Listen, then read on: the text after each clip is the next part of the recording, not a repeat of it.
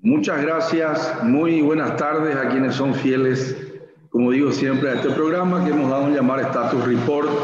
Yo soy Víctor Raúl Benítez, soy economista, el que hago de conductor, fundamos y creamos este programa en 5 días, en momentos de pandemia, hace un año ya prácticamente.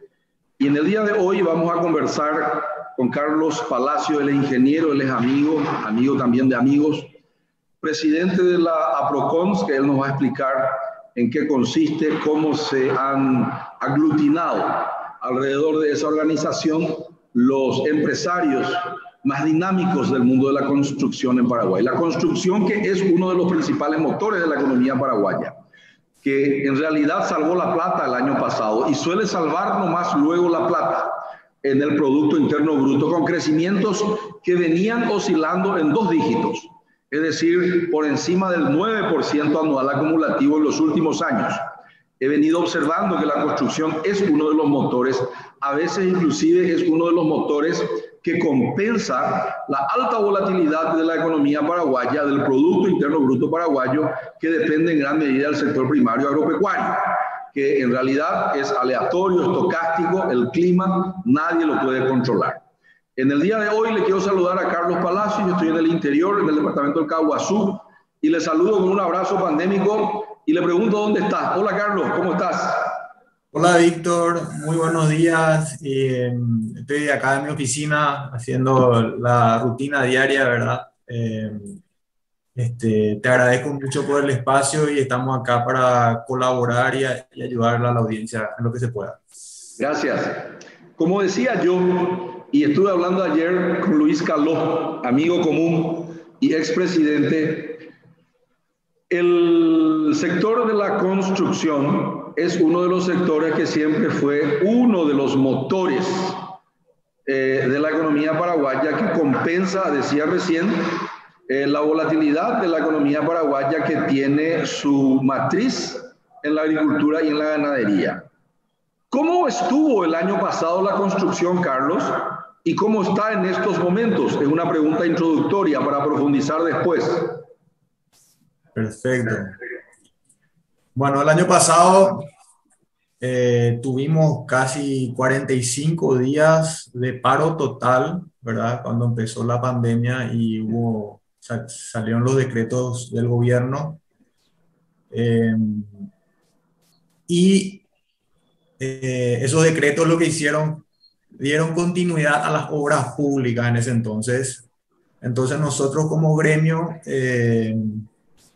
nos juntamos, estuvimos trabajando con el gobierno para poder levantar las medidas restrictivas que habían, tomando una serie de medidas, ¿verdad? Que todos sabemos ya cuáles son, para poder seguir trabajando. Y más o menos estuvimos parados 45 días, lo cual nos hizo reestructurar toda la economía de la construcción privada, sobre todo, ¿verdad?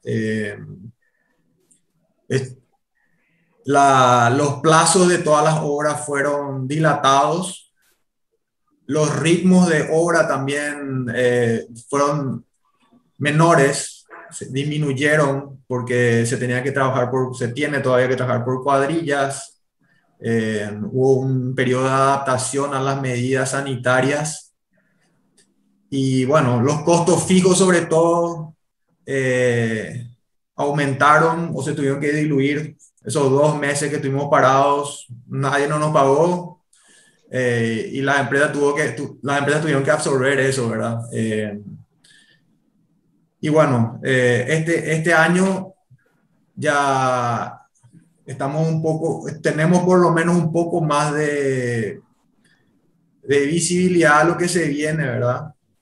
El año pasado, cuando empezó esto, nadie sabía hacia dónde iba a disparar, nadie le entendía la enfermedad. Hoy bueno, en alguna parte del mundo ya se está hablando de que ya no hay más pandemia, o sea, que se están retirando las máscaras. Entonces, hay esperanza, ¿verdad? A que esto en un tiempo considerable vuelva a la normalidad. Este año todavía tenemos, ahora recién estamos recibiendo nosotros el coletazo de lo que es el año pasado, ¿verdad?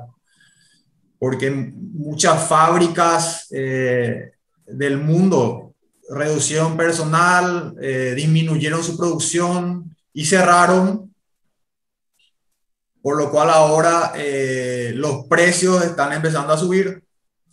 En la construcción, los insumos subieron más o menos un 20% en general, si comparamos el año pasado con este año.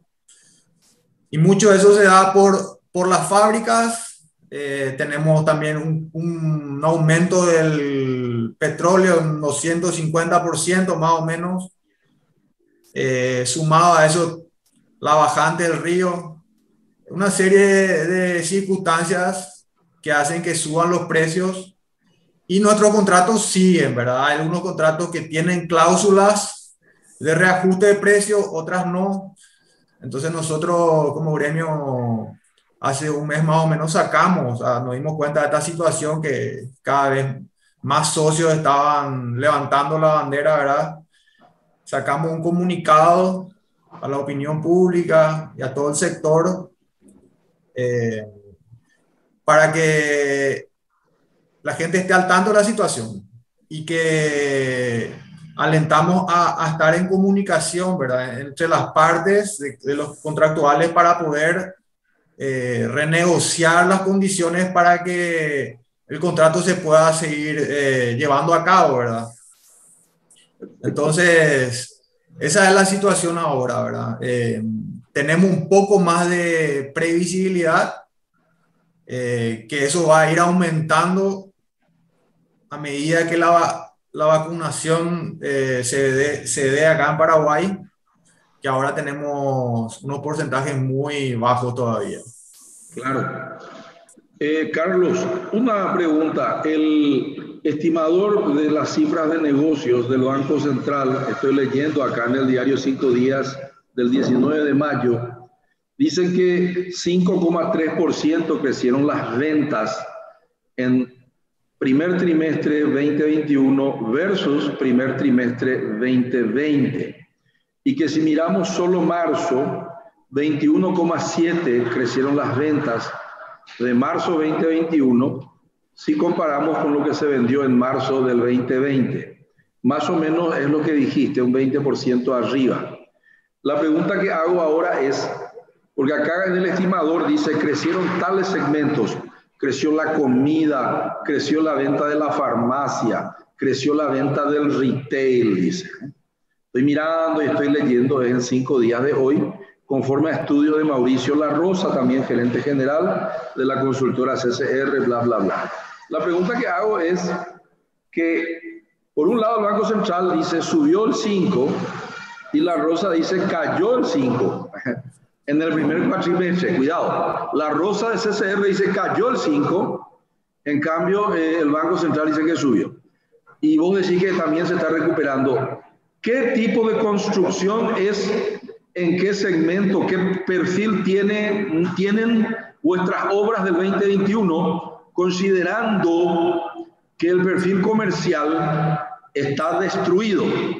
Está todo, se alquilan los salones, todo se alquilan, oficinas que se alquilan. Pregunto, ¿qué están construyendo ustedes? ¿Depósitos para mercadería, habitacional, departamentos,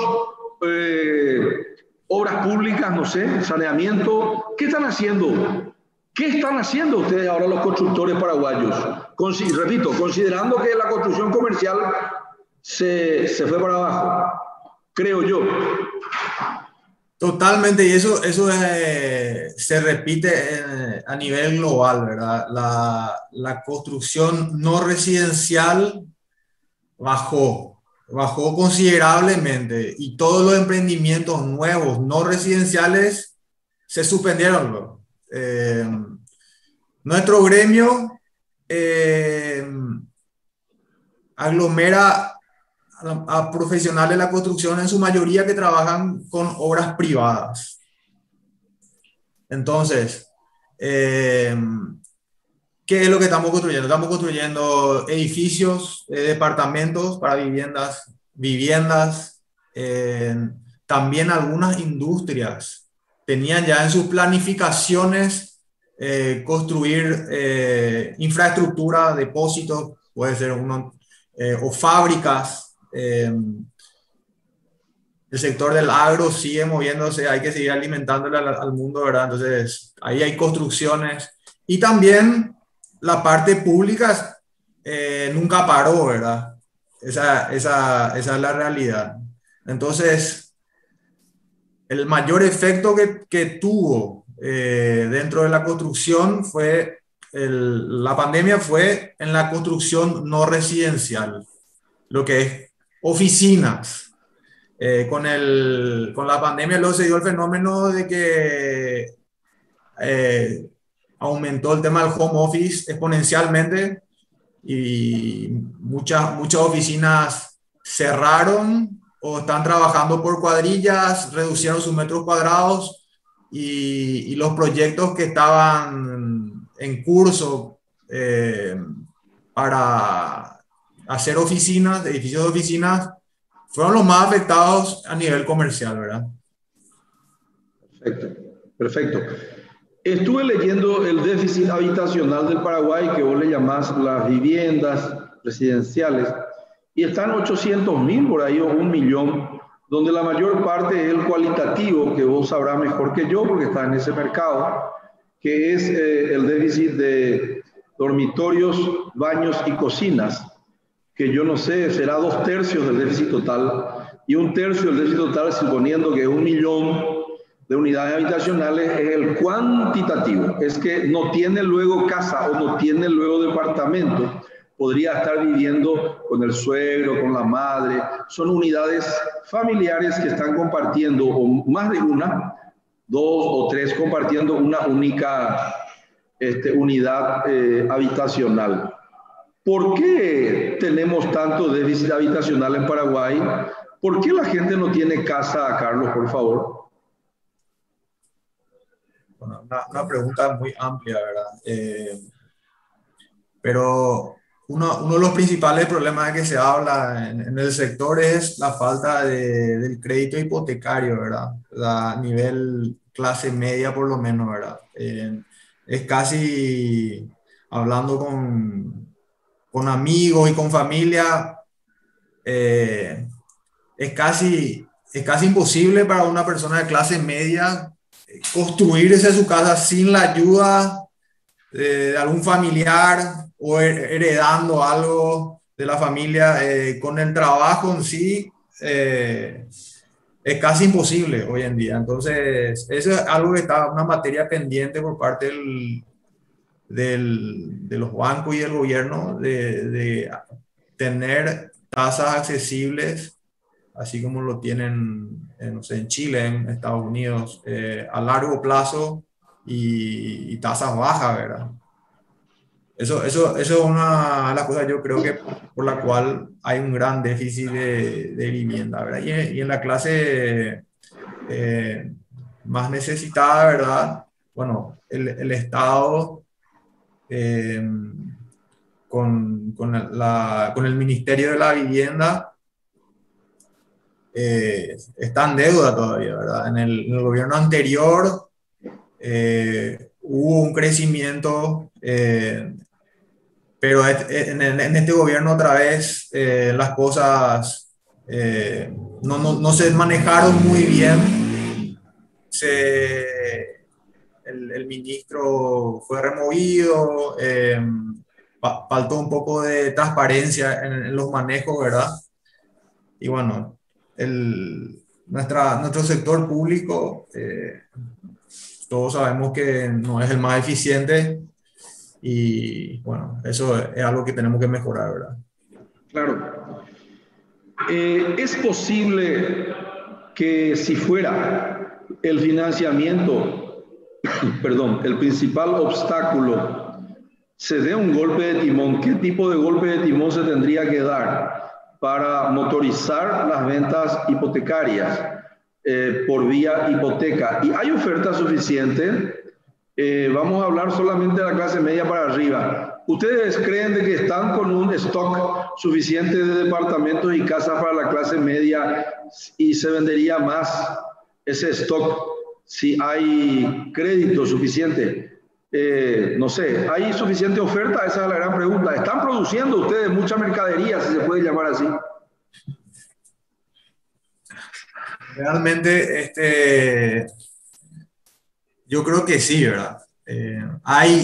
Si uno sale a la calle, a los diferentes barrios, las principales desarrolladoras inmobiliarias tienen 4 o 5 edificios en construcción, eh, los cuales muchos de ellos se venden para alquiler. Entonces, lo ideal sería que eventualmente la gente pueda acceder a comprarlo, el usuario final pueda comprarlo con estos créditos, ¿verdad? Hay todavía, hasta ahora, está cerrando el negocio eh, del negocio inmobiliario como inversión de renta, ¿verdad? Se siguen alquilando, entonces la gente sigue comprando para alquilar. Claro, claro.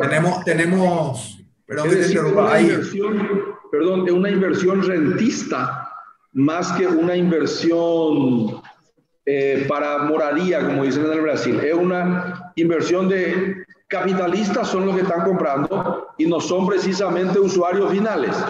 En consecuencia, hay una anomalía allí, porque no son usuarios finales. La gente está comprando para alquilar, para obtener una renta. Es muy legítimo eso, pero el gran objetivo sería comprar para vivir. ¿Y a dónde van a vivir esas personas que se casan, la clase media, ya que muchas veces hay la oferta y no hay el crédito? Tendríamos que tener más cantidad de créditos a cuotas que entren en el bolsillo de un joven que se casa y que gana, no sé, 3 salarios mínimos o 2 salarios mínimos. Tendríamos que tener entonces esos créditos. Ustedes que están en el sector y que producen departamentos y casas para vender, ¿qué nivel de apoyo crediticio tienen? Porque ya me dijiste que no hay nivel de apoyo crediticio para el usuario o comprador final. ¿Y ustedes cómo están apalancados? ¿Quién le da la plata a ustedes para producir esas unidades habitacionales de fondos propios, family office, pasan el sombrero entre los amigos, o el sistema financiero público y o privado les está dando la plata? ¿Quién le está dando la plata, Carlos? Yo creo que la mayoría de los emprendimientos de hoy es capital privado, así como decís, lo que son de mediana y menor escala, es así como decir que pasar el sombrero entre los amigos y se junta el capital para lanzar los productos. Bueno, los sistemas de captación de capital con la preventa, ¿verdad? Y también hay ingresos de capitales extranjeros, ¿verdad? Eso es una realidad que ya se vivió en el 2010 para adelante, con la crisis económica de Argentina, ¿verdad? Ellos están muy mal económicamente y bueno, los capitales están viniendo para acá, están yendo para Uruguay y bueno, los ladrillos son productos confiables, ¿verdad? Entonces, los bancos también,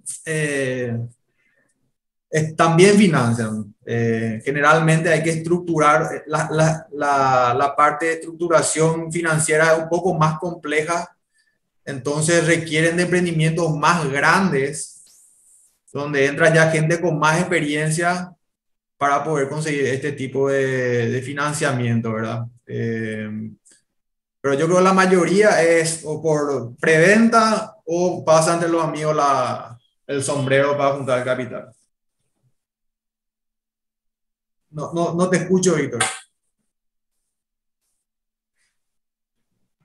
Ahora, gracias, perdón. Estuve viviendo en otros países donde hay sistemas financieros más sofisticados. Viví tiempo en Curitiba, estuve trabajando en Santiago. Ellos tienen sistemas, en primer lugar, hipotecarios muy desarrollados y por otro lado tienen mucho también, algo que no sé si ya existe en Paraguay y te quiero preguntar ahora, que le llaman Build to Suit, que seguramente todo el mundo conoce y voy a hacer simplemente la explicación.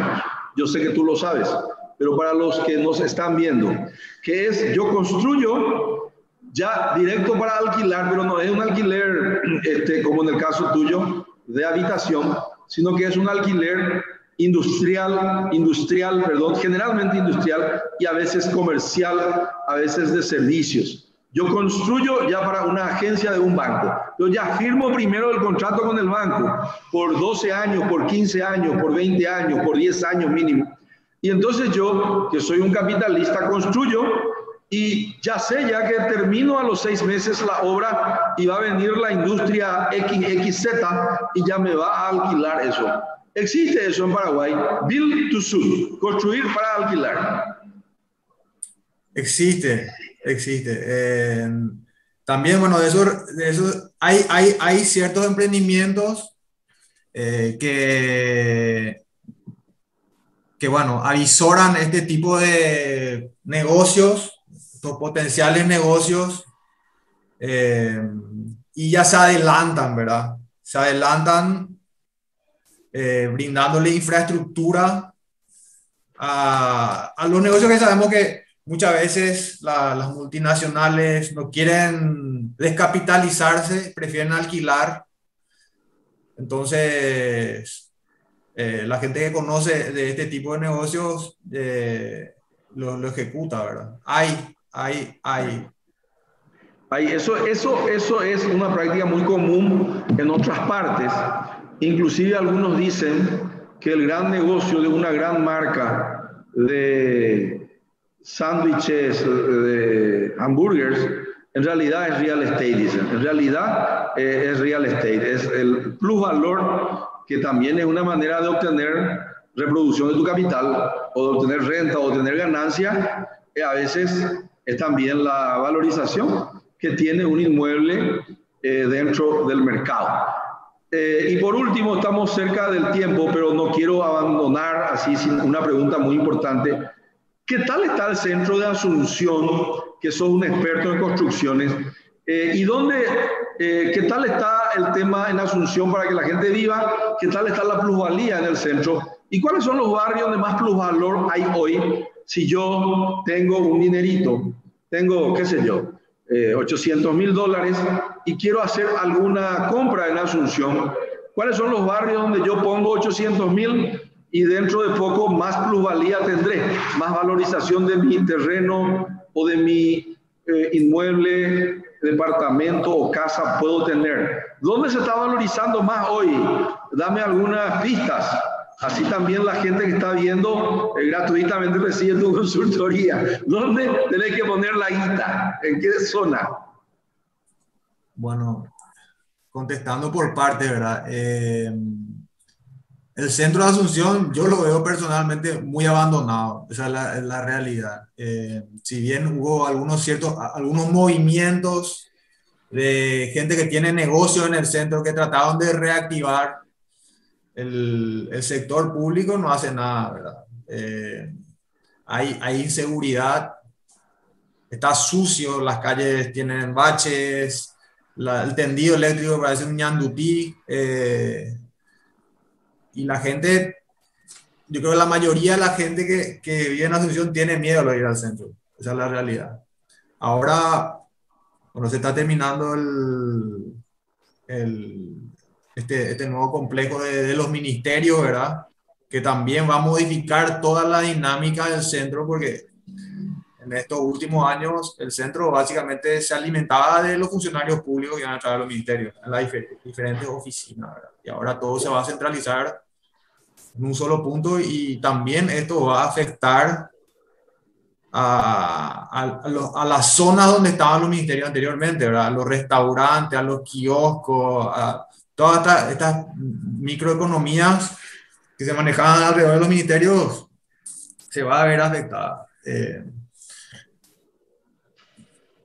El, Respondiendo la segunda parte de la pregunta, ¿cuál es una zona que yo veo que se está desarrollando? Y si tenés una platita, querés comprar, que ya viene hace rato, no es necesariamente en Asunción, es la zona del aeropuerto, ¿verdad? Toda esa parte del Luque, la autopista hasta la calle América y un poquito más, se está desarrollando hace un buen tiempo ya. Y yo creo que va a seguir subiendo el precio de eso. Ahora mismo hay un centro comercial que está en construcción, lo cual va a hacer que suba más el precio de la tierra ahí. Que también hay la parte de infraestructura, hay proyectos para ampliar el acceso de la continuación de lo que sería la autopista Silvio Pettirossi hasta la Traschaco. Entonces, lo que es la conectividad de esa parte va a mejorar sustancialmente y está a un paso. Después de que se hizo el viaducto, el famoso super viaducto, los tiempos de llegar no sé, al centro corporativo de Asunción, nada, 5 o 10 minutos. Entonces, Perfecto. Perfecto.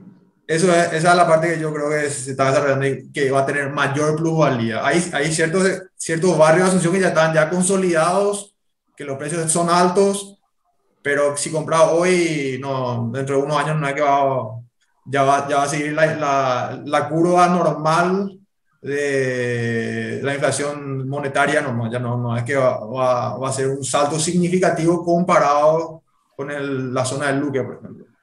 Y después, para terminar nomás, hay una nueva zona ahora que se está desarrollando que es cruzando el río, ¿verdad? Hay varios emprendimientos de barrios cerrados que se están desarrollando mirando un poquito más para adelante, cuando esté terminado el puente.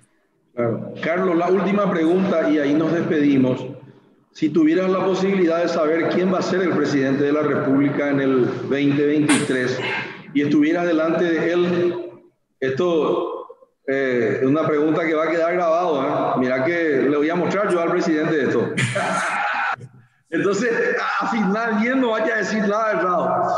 Pero te pregunto, si estás delante del presidente de la República del 2023, en una hipótesis absurda, pero que es interesante siempre hacer ese tipo de hipótesis desde una perspectiva pedagógica, ¿qué recomendaciones le darías en cualquier sector, en cualquier área de la vida política, económica o social, y sobre todo en tu segmento de negocios? Así, highlight, así bullets. ¿Qué le dirías, señor presidente? Estas son mis sugerencias. Y le das 3, 4 sugerencias. ¿Cuáles serían, por favor? Y primero combatir la corrupción, ¿verdad? Que es un cáncer que nos corroe desde adentro, ¿verdad? Mejorar los procesos burocráticos que lo único que hacen es desalientan a la inversión. Claro.